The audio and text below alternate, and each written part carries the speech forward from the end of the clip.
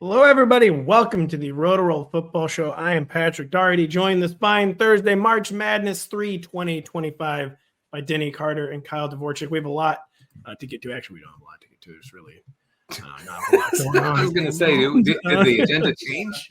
Aaron Rodgers could be a Viking, whatever. Jeremy Fowler said something. Cam Ward. Steph Diggs. I'm getting out binoculars to look at our show sheet here. Mason Rudolph to the Steelers. Biggest winner of free agency, biggest loser of free agency. I wish we had a more kind word for that. Someone who did not win in the free agent period, though. Denny has more on Caleb Williams, who he talks about every single week. Kyle has more on rookie tight ends that we apparently talk about every single week. We would be remiss, though, not to begin the show talking about basketball. And right before we came on the air, Kyle Dvorchak, a devoted Ohio State Buckeye, he bravely said that, Ohio State, he was looking up their schedule because he knew they weren't in the tournament. He was seeing if they were playing in the NIT. He said, oh, we're Ohio State. We probably just declined the bid. Kyle, it's actually much darker than that. So much darker than that. For some reason, they were prohibited from playing in the NIT and they were not eligible to play in the NIT. I don't think this was like some sanctions thing. For some reason, I think either the Big Ten or Ohio State were not allowed to play in the NIT. As you can see, I need producer Adam to fact check this because I was just reading some sore loser comments from I don't know who, I assume our coach or some staffer was like, "Oh, we're banged up, we're hurt. A virus hit the whole locker room." Just banned from the NIT. So guess who wasn't banned from not only the NIT but the actual tournament? Mizzou. If you're watching on YouTube, you see my shirt, and you also, or if you're listening tomorrow, this is not what I'll sound like tomorrow after we've easily lost.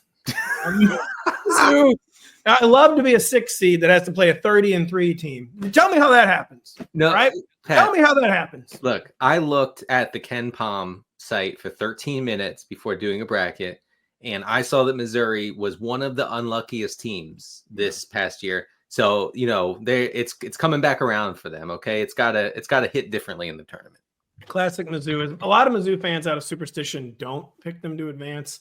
I always pick them to advance, but I split the difference. I never have them going beyond the Sweet 16. I have us going to the Sweet 16. We're going to beat Texas Tech. I think my Terps and your Mizzou Tigers are on a crash course. We are. It's what's known in the industry as a collision course. A crash course, collision course, whatever you want to say. The Terrapins, the Terps, the Tigers, Missouri, Mizzou. Folks, there's an immovable object versus an unstoppable force. If only Kyle went to a sports school. Yeah, I know. And by the way, while I was gone, so clearly I'm a Mizzou dad. I heard I was being accused of being a Disney dad. Accused? You can't beat the allegations now. Listen, just because I've gone there twice in 2 years and found it to be stunningly magical does not mean I'm a Peacock dad. I'm an NBC dad. Yeah. I'm a Universal Studios dad. Why aren't you going to Universal? Huh? That's actually a good point because we can apparently go for free. We can? Yeah. Hold on. I was on mute because I was Googling why the Buckeyes were prohibited from going to the NIT. Then I heard something interesting in the background noise of this podcast. Wait, I need more explanation on this. We can barely go. Look into that powerfully after the show. As NBC employees, we can go for free. And I've had several adults be like, you got to go to Universal. So if you're listening, producer Adam, this is awesome. By finishing as one of the Big Ten's top 2 teams, we were prohibited from going to the NIT. We were too good for the NIT, baby. We were too successful to go to your garbage tournament. Congratulations. So we said no, thank you, and we're not going, and we weren't allowed to anyways. Go Buckeyes! Let's go. Kyle, hang the banner. We're too good for the NIT. Kyle will, of course, later be grinding CBI brackets. Third place tournament. Wonder what network they show the CBI on. Tubi. BN, CBI. Do either of you know what BN Sports is? This is a litmus test here for no. Kind of Does it have live golf? Even worse, it has soccer. Come on, which I love. But this is very confusing to me. This Buckeyes Ohio State saga. What's not very confusing is the Aaron Rodgers saga. Whatever. He's wants attention. He wants a certain number, I guess. He wants to go to the most inconvenient, annoying place. Like instead of just going to the Giants or the Steelers, the 2 teams that won him, he's seemingly dead set on going to the Vikings. Because he wants to win. He wants to. I mean, go to the Steelers, man. I don't know. You can. We think first about timeout. think you're going to win in the division with the Lions, the ascendant Chicago Bears, Green Bay Packers. You really think you're going to win there, bud? Well, and he does want the dome, actually. Oh, he wants it bad. He wants the dome more than I want the dome for the whole league. He wants the dome, but the dome doesn't want him, except for they apparently might. While the Giants and Steelers wait, we all wait. Could we talk ourselves into Aaron Rodgers and the Vikings, Denny, or is this just a no? Just no. Okay. Yes, I can. I believe I can, because we don't know about JJ McCarthy, and the whole recovery thing is a little weird with McCarthy. Okay. Every few weeks, maybe a couple months, you get a little report. Oh, it's coming along. Okay. It's fine. It's taking a little longer than the team thought. That's a little concerning for me, especially the nature of the knee injury apparently was not, totally normal last year. So I'm concerned about that. Also, this is a quarterback friendly system.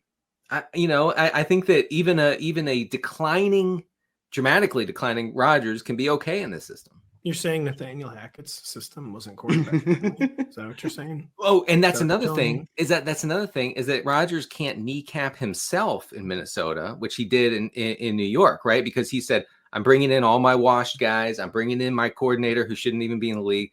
I'm doing all this. And in Minnesota, it would be, no, this is our system, Aaron. You're either on board or you get out.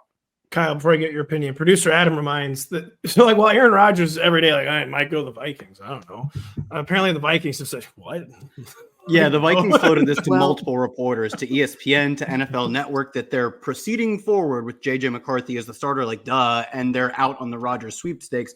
My take on it was that they went to Rodgers and were like, hey, how much have the Giants offered you? Whoa, okay, cool, thanks. Anyway, we're busy. We were just checking in on, we're good. No, thank you. Because for the Vikings, they truly just need a bridge right now. JJ McCarthy is the future. And sure, I understand the trepidation. Is he the future? I mean, let's be real. Come on, man. I mean, what are you going to say? We're going to cut him? No, they have to treat him as if he's the future. Do I think he is a long-term NFL starter? Oh, it's tough to say. He's 4 or 5 in this class. But they're not going to give up on him already. So they really just need a guy to hold down the fort for, I don't know, at worst a month or something. Probably, hopefully not any games, right? You hope you sign a guy who starts no games. JJ McCarthy is good from week 1, and that's smooth sailing. But you have to plan for the risk that JJ McCarthy is not ready for week 1 or doesn't look good, right? Doesn't look like he comes back right, even if he's physically capable. Rodgers is not demanding that kind of money. The Giants and the Steelers are in the sickest bidding war of all time to try and make at best, wild card round loss, which is, the Steelers' MO. But they really do seem to be going back and forth on how much someone can pay Aaron Rodgers. And the Vikings were never in that game. They were always in the bridge quarterback game. So I think they did their due diligence and checked on what was essentially the best veteran bridge type quarterback. And when he was turning out to get starting money kind of offers, they pulled out pretty quickly. They said, that report said the Vikings are not interested in Rodgers at this time, quote, at this time. Yeah, that's what I was going to say, Denny, this has been the longest something has ever not been happening. The opening minutes of free agency, the Vikings looked into it. Rodgers looked into the Vikings. The national reporters every day, there's nothing here. This isn't real. And then the next day they're like, well, what if it was real? And someone is leaking somewhere that it's kind of real. The Vikings still haven't they've only refuted through sources. We still haven't gotten KOC going on the McAfee show. We love JJ. It's been a real long time for something not to be happening. That's the thing. I'm looking for the GM or the head coach to come out and explicitly say we are out on Rodgers. Okay, we wish him luck, and we are in on JJ McCarthy as our starter. And that has not happened. They leaked it to 15 reporters, and they all couched it in the most careful, almost legalistic terms. And so count me skeptical if I don't believe that Rodgers is truly out on the Minnesota situation. I am not a Disney dad at this time. That time, of course, is 2:25 Central on Thursday. Yeah, we were yesterday. Exactly. So at this time, I'm not. Listen, I didn't literally buy the Mickey. I did. Oh, yeah, you did. My daughter insisted. In my defense. Oh yeah, your daughter insisted. I'm sure. She was like, "No, Dad, I don't want him. I don't want him. You're gonna wear it." For $45, you couldn't afford not to. Listen, all right. Okay, there are competitors. I shouldn't even be saying anything nice about the Disney and ESPN Corporation. It's a magical place. All I'll say is the ghost of old Walt Disney. Listen, he hasn't. Walt is picking my pocket from the grave every time I turn around. Like at $25 to go to the bathroom. What? Yeah, I gotta go. Well, but if you have the lightning pass, you can skip the line on that one. So of course, we did the lightning pass. I mean, come on, man. Yeah, what are you gonna do? Not do the lightning pass? Come on, man. Final thought on JJ McCarthy is, what even is this injury? Like, first, if it was, I'm not saying anything here that sounds like I'm saying, but a torn meniscus, like Phillip Rivers would have played on that for 3 years. So JJ McCarthy didn't play through the tour. Like, what is going on with this injury? Like, what even was this? Did he have like secret microfracture or something?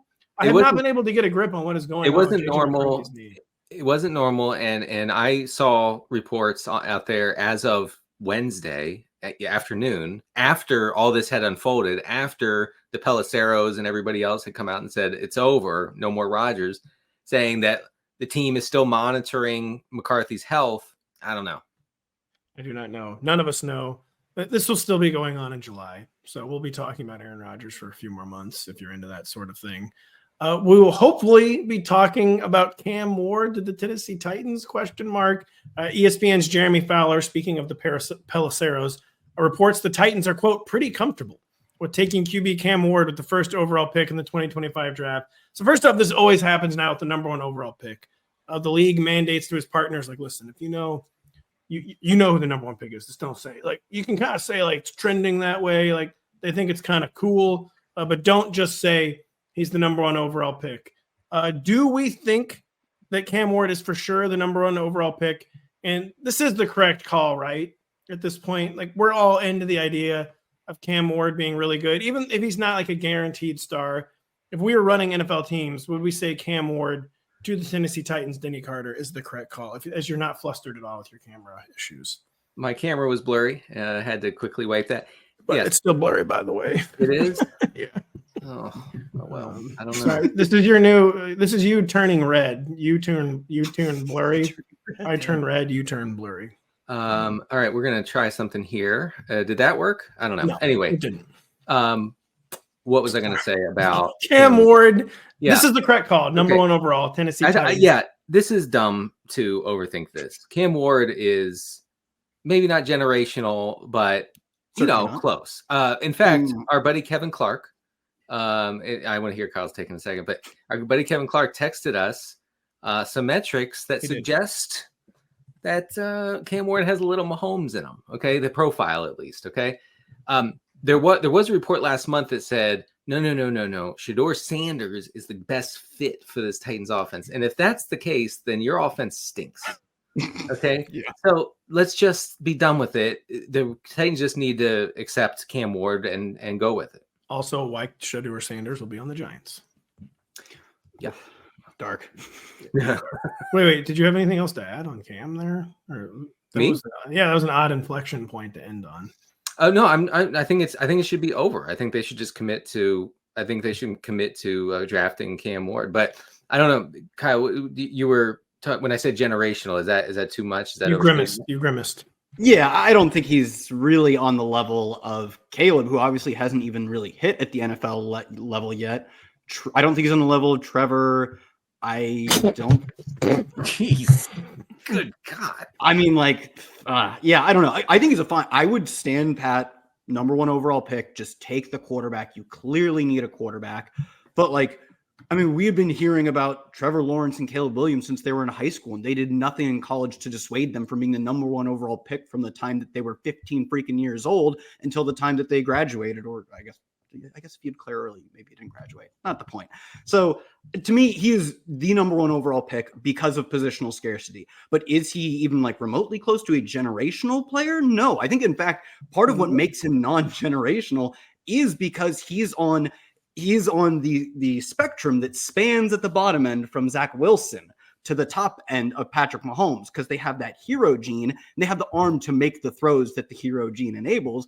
But Mahomes wasn't locked. Mahomes went, 12th overall pick? He did 12th. And I was going to say, guess who else wasn't hyped from the second they were born and it was a late closer as a first-round and elite quarterback prospect? Patrick Mahomes. another reason why Cam Ward is Mahomes. Some of us, I think he's on that spectrum. I agree. He plays that style of hero ball and who has the physical acumen to succeed with that style. Like that's why he succeeded at Miami. So, but I think that is a very high risk profile because Zach Wilson also succeeded in college with that profile of he was out there doing everything he could and making insane throws all the time. Yeah, his best team he played was Coastal Carolina, though. No one really cares. Okay, well, Cam Ward plays in the ACC. Like, I don't care. No difference at this point of college football. So I don't think, like, to me, the floor was so high with guys like Trevor, like Caleb, even, going back to Andrew Luck. Whereas I think the ceiling remains very similar with Cam Ward. He could truly be a player who changes your franchise and does it like almost out of the gate. But the floor to me is not like, I don't know, Trevor's like the 22nd best quarterback in the NFL, which is not fun. Like, it's very disappointing to get the number 1 overall pick and he's the 20th best quarterback. But Cam could flame out and be Zach Wilson, be that level of bad. Wow. So I don't know. First off, how dare you besmirch the ACC like that? You should see what Cam Ward did against SMU, against Stanford, against Cal. Oh my God. You take it all back. Yeah, I mean, these are real teams that are now. Do they have Stanford? I swear to God, the Big Ten had Stanford. No, Stanford's in the ACC for some reason. Okay, so I need to adjust my thinking on Ward because you're saying that Zach Wilson is in the range of outcomes. I mean, this is also true of most players that like bad things can happen. I don't think it's like breaking ground. Well, Zach Wilson is it's not a bit. The best team he played in college was Coastal Carolina. It is a little bit different than Cam Ward. They were good. Like to be like, this guy couldn't really bust. Like most guys can really bust. Let me be clear. Cam has true mega bust potential. But that's the reason he goes number 1, they all have the mega bust potential this year. He's the only one. So they're all high risk. He's the only one that has genuinely high reward. I think I agree. I would take him number 1 overall. I wouldn't even like consider lumping him in with generational. Whereas like we do have generational prospect Ashton Gianti. Like that is what a generational prospect looks like. Like you can debate him versus Saquon Barkley, him versus maybe he's better than Bijan. Like that one's close. Him versus Saquon Barkley, him versus CMC. Those are all real conversations to have.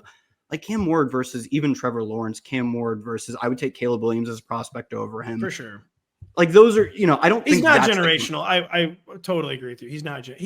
That doesn't mean he could not turn out to like a generational NFL outcome, but as a prospect profile, it's not that unusual of a prospect profile. Absolutely. That's the point I'm trying to make. And I think it's the point that the Titans are trying to make when they're like, I guess we'll take him, right? Like in their ideal world, I know they are trying to talk themselves into it through the media. The Vikings are trying to talk themselves out of Aaron Rodgers through the media. The Titans are like, we'll just leak that we're going to take him and let's see what happens. Let's see how the internet reacts to this one. And it's what they should do if they can't get like the Godfather offer from the Giants in particular, or I guess another team farther down the board. But the Giants are the team that has made it very public that they would like to trade up. But ultimately, maybe they are being too stingy and the Titans aren't seeing that as a great value move to go to 3. And if they can't get that kind of offer where like, the Bryce Young offer where it kind of sets your franchise up for years to come in terms of draft capital from the Bears side of that trade, if you can't get that type of offer, obviously it's a bit less of a move up from 3 to 1 than was like 8 or 10 to 1. But if you can't get that kind of offer, I absolutely am taking Cam Ward. I mean, Abdul Carter is, I think, a better prospect in that like, no one cares. Position. No one cares about the position. Whatever. Travis Hunter, better prospect. Go 7 and 10 harder. Yeah. But the thing is, like, you take Abdul Carter, he gets 11 sacks, and you're fired. Like, congrats. Your defense went from not that great to like pretty solid, and you lost because you started Will Levis 17 games. So I think it is the correct move for the Titans unless they get a Godfather offer to stand pat, take a quarterback. That quarterback being Cam Ward at number 1 overall. But I don't think it just turns the franchise around instantly, or at least I don't think that's a lock. Speaking of Levis, real quick, because I know there's been some reports about him maybe being available, whatever. What is it? We're not ever talking about Will Levis. What I'm saying is the Jets should have Zach Wilson proofed themselves last year, 2 years ago, I'm sorry. And they didn't. The Titans need to Levis proof themselves this offseason and make sure that this guy never, ever takes another snap for them. And because do not mess around. Do not say, he's going to sit back and learn. What Denny's saying is just get him off the roster. So there's no scenario under which you end up starting. You have to cut. It doesn't matter. Cut him, trade him. do whatever with him, but you cannot have him on the roster. Anyway, I mean, I feel like they kind of did this with Malik Willis. They're like, if he's on the roster come week 1 of, was it last year, right? They're like, he'll end up making a start. Our quarterback. Lord help me back to the old me. Yeah. So they sent him off to Green Bay, and it worked out for both sides, sort of. That didn't work out for Tennessee, but I mean, it's gonna work out for us as taking. They got a 6th-round pick or whatever they got. I don't know. We will be right back after this. Jordan Spieth and company faced one of the most difficult 3-hole stretches in all of golf this week. Catch the PGA's best battle the snake pit at the Valspar Championship. It's live on NBC Golf Channel and NBC and Golf Channel and streaming on Peacock. Real quick, shout out to Kurt Kitayama for shooting an 81 today and being in my DFS lineups. Thank you. Is that good? Is that a good 81? Is this a real so the higher number is bad. So no. Have you guys ever? But as long as you're under 100, I assume that's like a good. Have you guys ever done Walt Disney's Carousel of Progress?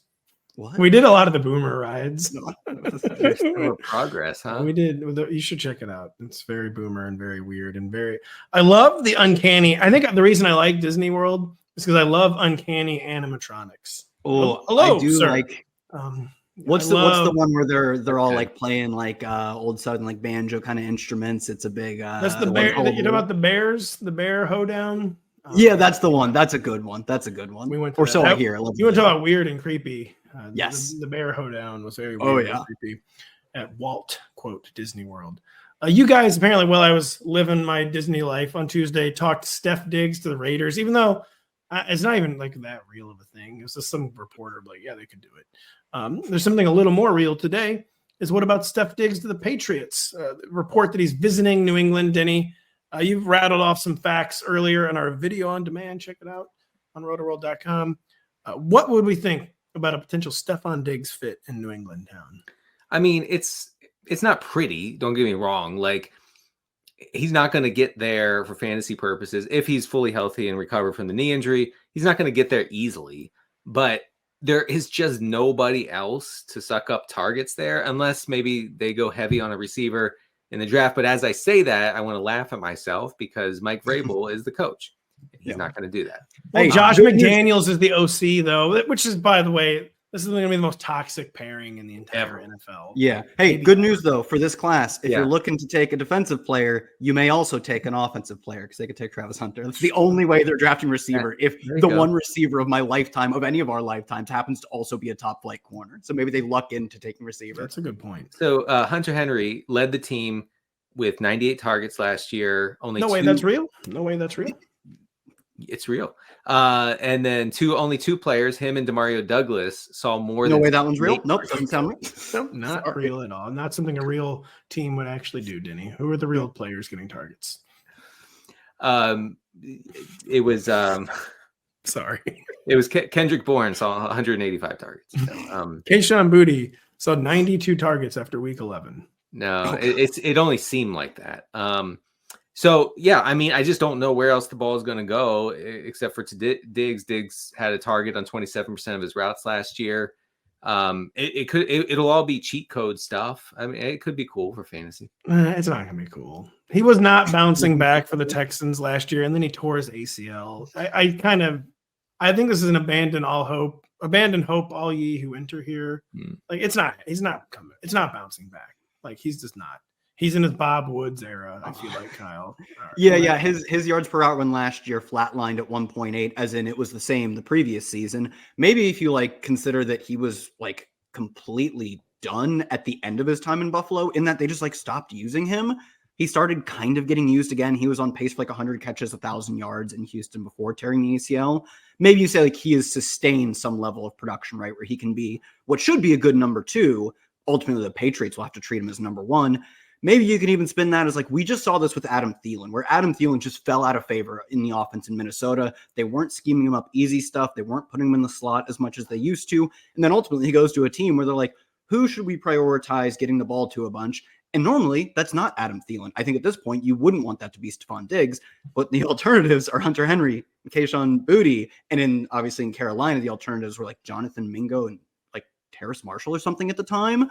That's how you maybe revive a career. Maybe that's one path to be not only can you be funneled targets? We can also move you to wherever you need to be. Your routes can be at any depth of the field that we need you to win, because we need anyone to win. We don't care how you do it. Get open, get targets. If they're 4 yards downfield or 40, we'll do it. So maybe that's a way for him. I agree, it'll kind of be ugly, but maybe that's a way for him to revive his fantasy career and to some degree his NFL career. Denny said was not that crazy because he was at least commanding targets, even if he was not efficient for the injury. But the big problem, I think, is if the Patriots actually thought he could be that kind of player, he would not be unsigned on March 20th. Yeah, I agree. He would have already been paid on like March 9th. There would have been several teams competing for his services. The fact that he's still on the market 2 weeks after free agency began just like speaks to like no one has faith in his medicals. Or I don't know, maybe they're just waiting for him to get healthier, I guess. Could be. That's where you could maybe push back on that.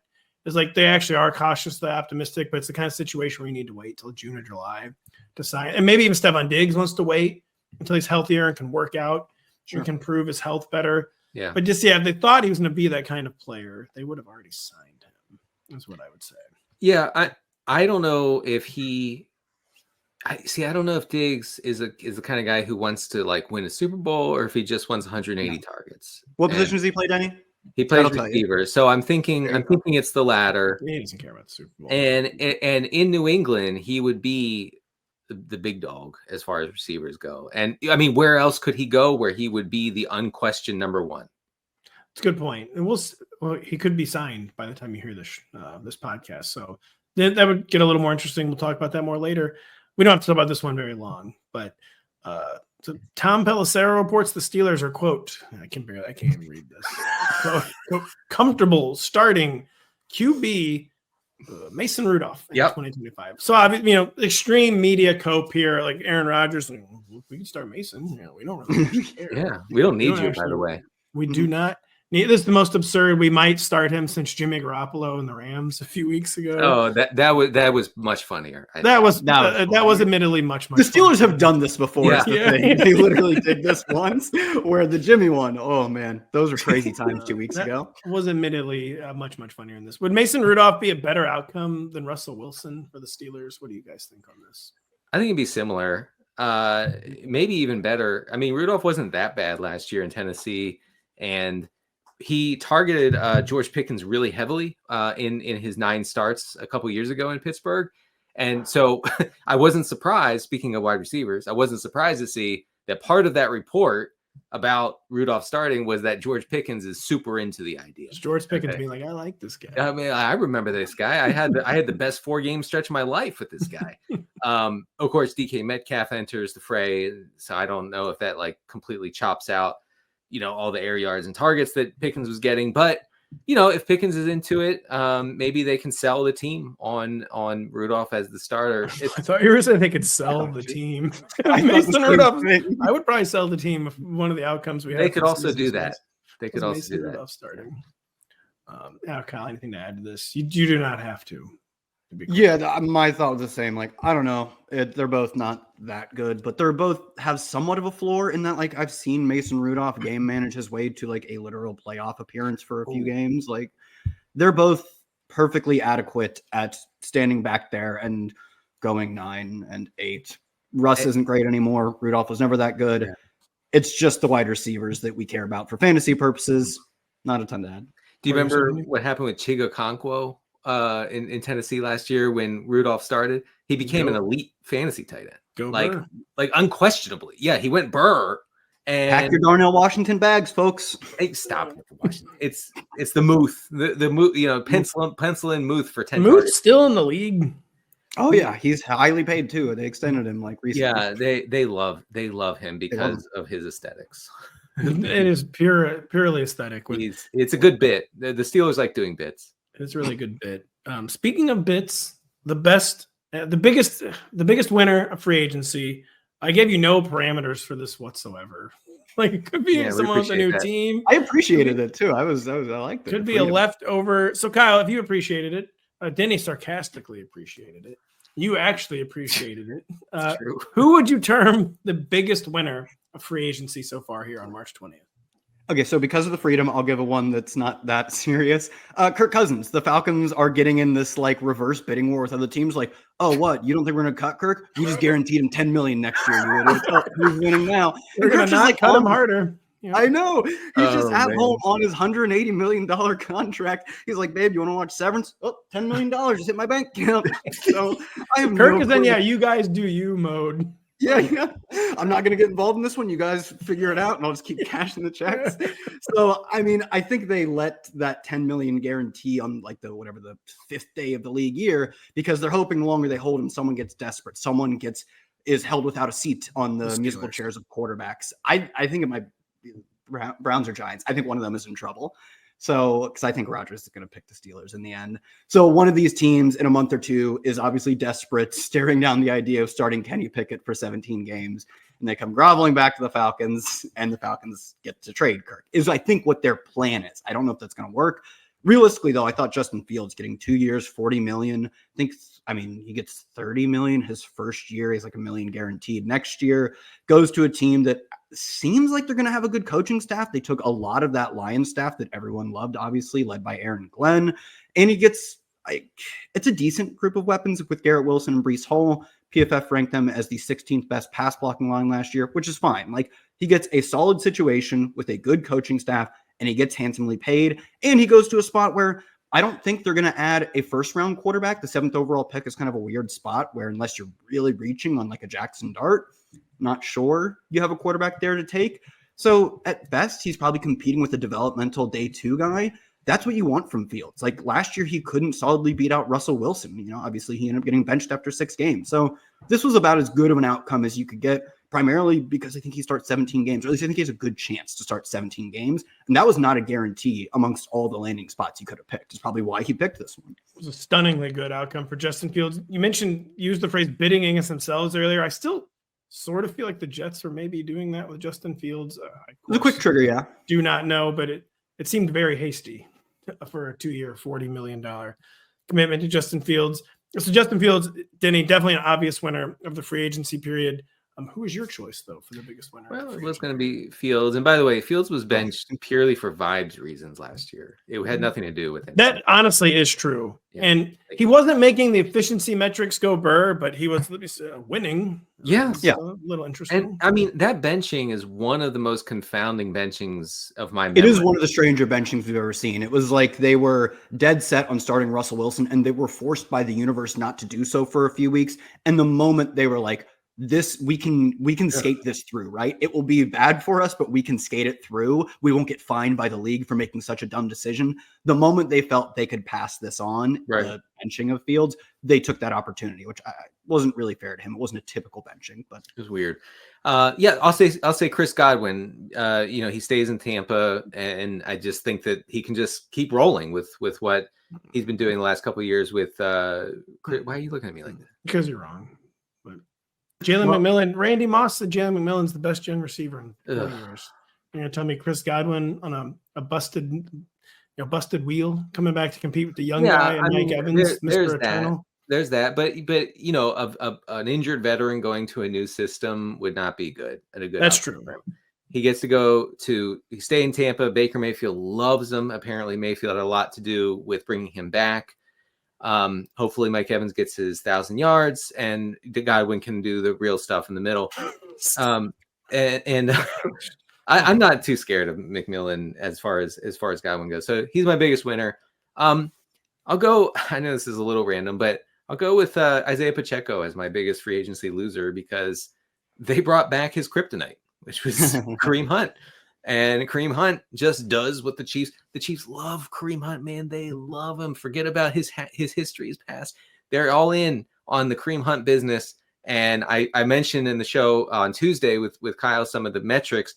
They weren't good for Kareem Hunt. They were better than Pacheco, though. And so I feel like it's over for Pacheco. Well, speaking of busted wheel, every year, the season is short. The stakes were high for the Chiefs. Players always come back from injury too quickly. Isiah Pacheco, I feel like objectively came back too fast from his broken leg. That is his hope. As he gets his strength and balance disappears this offseason. I mean, he gets back into true game conditioning form. that he'll be more of the Isiah Pacheco we remembered before the injury. But he was a guy that the concern was always that he was going to get hurt, then got hurt, then came back, then wasn't the same. I agree. The lights are kind of flashing, at least yellow, for Isiah Pacheco. I don't love what the Chiefs have done with their backfield. I thought they needed to make more of an impact addition where I feel like the Chiefs needed to learn the Eagles lesson and the Ravens lesson and the 49ers lesson. Like, it's totally fine that anyone can churn up 4 yards in your system, but why not get someone who actually elevates your system, especially when you have so much problem, like getting the pass catcher thing sorted out. Like, why don't you make your running game just something better than replacement level? And I don't think they could have done that, though. The options were very limited. Yes, Kyle. Yeah, it's like the thing was Najee Harris or Aaron Jones, right? Maybe they were the team that should have traded for Jordan Mason. They traded for someone. I don't know. Well, Mason's probably the best available player on the trade market. I mean, look, I'm sure DeAndre Swift is available on the trade market because the guy who didn't like him in Chicago is now his head coach. But yeah, it was slim pickings this time around, which is kind of unfortunate for them because I agree they could do for a guy who can average 4.1. Even Rico Dowdle would have been. Oh, they should have done Rico. Well, the thing is, we all love Rico way more than 30. I know fantasy and bio, so things of that nature. Yeah. But speaking of fantasy and bio, there's no segue here. We're taking a short break. We'll be right back after this. This summer is your chance to catch the Premier League in the United States of America. Manchester United, Bournemouth, Everton, and West Ham take the pitch across the country. For more information and to purchase tickets, visit premierleague.com/summer series. By the way, Denny mentioned a big winner for Chris Godwin, Tampa, close to Disney World. So it is. Good outcome for Chris Godwin. Keep taking his kids to the Magic Kingdom. Denny kind of went rogue. We were going to do the promo before Denny did his loser, and he just started talking. Sorry. No, it's all right. It was a good segue by you, actually. It was real good. Denny learned a lot hosting on Tuesday. He had a good segue. I don't remember what it was, but he had a very quick fun one. I know, Kyle. Who was your – we needed a softer word for this. Who did not win the most in free agency for you? So I saw this on a lot of winners lists. It was Sam Darnold. He goes and gets a 3-year, $100 million contract. So I think if it was true that he would be making $100 million over the next 3 years, I'd be like, that's awesome. It's a total winner. You can buy Lightning Lane literally all day, every day with that. A few times, yeah. You can afford it a few times, yeah. Multiple times at least, twice, yeah. But I believe it was PFT who was first on the contract details, is that he's guaranteed literally $0 freaking dollars in 2026. Nothing is guaranteed. It's team options from here until the sun sets for a guy who was among the league leaders in efficiency. And if you just ignore the last 2 games, was really good. He still got his team to the playoffs, right? Like the first year in a new system for the 4th time in a row, and he gets his team to the playoffs and nearly had a chance to get the number 1 seed in the NFC, and he gets essentially 1 year guaranteed. I don't know. I'm just surprised and disappointed the NFL couldn't make a long-term, not even long-term, 2-year commitment to him. The deal specifically is that his second year starts accruing guarantees. Maybe it becomes fully guaranteed. I don't exactly remember. It does. It fully guarantees a week after the Super Bowl, right? So before the next league year starts. But if he, doesn't play great, right? And they think they're like, we can do better. It's a pretty easy decision for them to just cut him ahead of that deadline. And he only has $17 million in injury guarantees too. But in terms of actual guarantees, nothing in 2026 or 2027. And for a team that's built like they are, where they have one young, talented receiver, then an extremely overlapping skill set, aging veteran Cooper Kupp, and a weak offensive line, I think this team has true implosion potential. And that would be the end of Sam Darnold for 2026 and beyond. It is weird with players like Sam Darnold. One of the main goals always with the agent and the deal is get guaranteed money in the second year. But I guess that everyone was just making really underwhelming 2026 offers on Sam Darnold. So then, understandably so, I guess the mission shifted to just get as much guaranteed as possible in 2025, which I guess maybe, I'm assuming he had no other choice. But I do agree that it was a weird outcome for Mr. Sam. And yeah, it's not going to be a good fantasy outcome. They are so scarred by the Ryan Grubb experience that they're not ever passing the ball ever again. I mean, they fired Ryan Grubb. They got rid of 2 receivers. Sam's not gonna be allowed to do anything cool, Denny. No, this is going to be Ken Walker and Zach Charbonnet all day, every day. And they're going to throw as little as possible. With a lot of teams, they kind of almost naturally gravitate toward the formula that brought them success. For the Seahawks, that's a hyper-conservative, run-first approach, good defense. They hired a defensive coordinator as their head coach. So it all kind of connects and makes sense to me that they're getting Darnold as a game manager, purely a game manager, someone who will not be allowed to, fling it around the yard. Getting Kupp is a little weird, I feel like, although I guess, there's the connection there, him playing college football in Washington State and then wanting to get back at the Rams or whatever. So that makes sense. But this will be a very conservative offense. And it makes me worry a little bit about JSN. Yeah, Mike McDonald was the defensive coordinator who tried to pass once and got so disgusted that he's immediately threw the car. Yes. And we've seen this sort of thing before where a new coach sees a pass first approach fail and says, we are done with this. We're done. We're never going for it on fourth down. We're never passing on first down. It's over for that. Seahawks trading him for Genty. You heard it here first. Oh. You heard it here first, second, third, fourth, fifth, sixth, and seventh from Denny that Caleb Williams is not good. It's a complete obsession for him. He's written another hit piece. Denny, what is the tenor and tone and content of your latest article on Caleb Williams, which is going to be live on rotoworld.com? Yeah, it's live now. It's just, look, I'm just asking questions, folks. And my questions are this. My question is this. Was it really the Chicago offensive line last year that caused 68 sacks for Caleb Williams? Now, yes. Next question. The metrics resoundingly say no. The metrics say it was all his fault. And just what else the metrics say? What quarterback were they claiming was good recently? Right. But here's the. We burned a computer last week. Yeah, it was Gino. You guys burn the computers over Gino every week. So. Yeah. There was another one that was really bad, but I forget what it was. Anyway, what concerns me, and folks, I recommend you read the piece. I tried to be fair. Okay. I really did. I think I was. So it's based on the hook is that Ben Johnson got to Chicago and immediately revamped the offensive line. Got Joe Thuney, got Dahlman from Atlanta, got that guy from the Rams, Jonah Jackson, who not good by the way, but anyway, I think it was a salary dump thing mostly, or a field contract thing. I don't remember.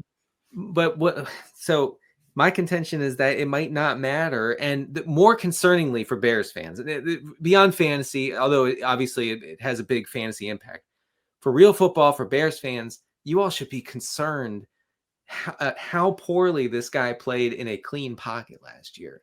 We're talking bottom of the barrel, Anthony Richardson, DTR level accuracy from a clean pocket. That's tough to do. It's bad, but I'm not trying to be a troll here. I don't know how truly concerning it is when a rookie doesn't play well, who's under siege. I mean, even then in a clean pocket, because that's just kind of like human nature. Like, is the rookie quarterback who's hasn't been around the block in the NFL, like it's kind of understandable that they're going to get the yips. And it's what happened with Sam Darnold when it all worked out. I know it's exactly it's not exactly great. Let me be clear. Well, even Sam Darnold never got over. He took 1 trillion sacks last year. Yeah. He never got over it. He just found a way to cope with it almost. He did. I know. He developed very good coping mechanisms for that. But there's no way, Denny, where you could claim like that it's fine. It's good. I think it's good that he played poorly in a clean pocket. But I don't think it's quite that damning. And just Caleb, I just think it's a classic. It's an Urban Meyer year for Caleb. Like, whatever, 2024 happened, but it also that didn't comp happen. Hits. As a Trevor truther, that comp immediately just started really turning gears in my brain. It's kind of like, all right, his career is actually starting now. And similar to Trevor, he at least proved he's tough and durable, and he stayed on the field throughout the chaos. And Ben Johnson, I don't know what you could say. I think he thinks the offensive line was the problem, as evidenced by the fact that they went out and got 3 new starting offensive linemen. And the best leading indicator for me for Caleb remains Ben Johnson is the most coveted head coaching candidates. It's probably Josh McDaniels, which of course is a negative indicator. And he was laser focused on the Bears. The coaching carousel started spinning. He immediately chose the Bears, which was kind of surprising. So I think Mr. Offensive Guru, supposedly, is still very high on Caleb Williams. He clearly had a plan for how he's going to fix Caleb Williams, which is apparently fixing his protection, apparently, especially along the interior. And that there's lots of like humongous red flags, especially since Caleb was like Mr. Sack Taker at USC also. Lots of red flags, but I don't think it's over. Yeah. Jared Goff, one of the second lowest pressure to sack ratio last year. So there is some history of Ben Johnson quarterbacks being able to get the ball out. But I actually included a YouTube clip of Caleb taking all of his sacks last year. He knows how to use the computer now. In the piece, I did. I learned. I asked my kid how to do that. And the one thing you'll notice is that on a lot of sacks, not everyone, but on a lot of his sacks, there was a moment to throw, and he just didn't take it. So listen, he had to spin into the sack, man. Yes. Come on, dude. Yeah. You expect him to not try something cool? Yeah. Guy loves to spin into sacks. Yeah. We love to talk even longer about Caleb Williams, but we're out of time for Thursday, March 20th. We wanted to talk about Kyle's tight ends. Kyle, we're going to talk about it next week, though, but tell people what the piece is about, what is live on Rotoworld.com right now.